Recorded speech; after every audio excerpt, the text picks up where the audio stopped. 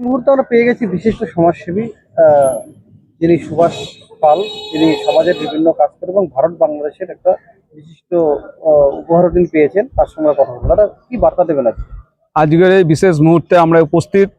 আমরা যারা তৃণমূল কংগ্রেসের কর্মী, আমরা যেরকম ধর্ম মানি, আমরা সেরকম পুজো পার্বণও করি, সেরকম আমরা পাশাপাশি সমাজের শ্রেষ্ঠ দায়িত্ব মনে করি রক্তদান শিবির। আজকে আমরা সেই রক্তদান শিবিরের আয়োজন করেছি। পাশাপাশি ছোট ছোট শিশুদের নিয়ে অঙ্কন প্রতিযোগিতা। তাই এই পশ্চিমবাংলার মাননীয় মুখ্যমন্ত্রী যে বার্তা দিয়েছে, ধর্ম যার যার, উৎসব সবার, সেটার মধ্যে আমরা সীমাবদ্ধ না থেকে এবং সেটার মধ্যে প্রাধান্য দিয়েও আমরা কিন্তু এই অনুষ্ঠানটা এগিয়ে নিয়ে চলেছি। এবং আমাদের যে মন্ত্রী, ওই অঞ্চলের জনপ্রিয় বিধায়ক পার্থ বসু মহাশয়ের নির্দেশে আমাদের স্যার অধ্যাপক সৌগত রায়, তার যে আশীর্বাদ এবং আমাদের সকলের প্রিয় নেতা দমদমের আমাদের রাজনৈতিক অভিভাবক শ্রী প্রবীর পাল মহাশয়ের উদ্যোগে আমরা কিন্তু এই কাজটা এগিয়ে নিয়ে চলেছি।